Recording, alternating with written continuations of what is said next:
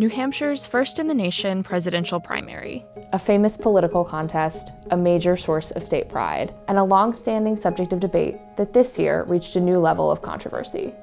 Through the decades, this early electoral pit stop has proven to be a game-changer for campaigns, making nominees out of no-names and condemning frontrunners to obscurity. Now, after nearly 4.5 years in office, comes his dramatic decision not to run for another term.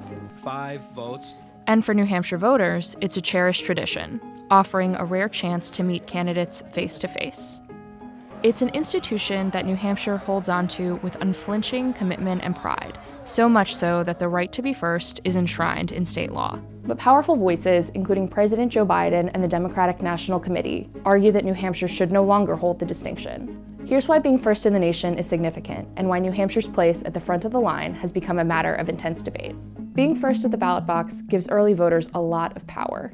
Candidates prioritize the early states because winning Iowa and New Hampshire awards them more than just the delegates that will help them secure their party's nomination. Winning early states also means earning momentum and media attention that builds support in states with later primaries. Losing the early states often means dropping out. It's rare to be elected president without winning either Iowa or New Hampshire.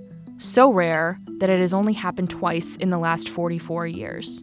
But the Democratic National Committee and President Biden are concerned that Iowa and New Hampshire, which play an outsized role in selecting the nominees, aren't representative of the rest of the country. The New Hampshire population is overwhelmingly white, far less diverse than the nation as a whole.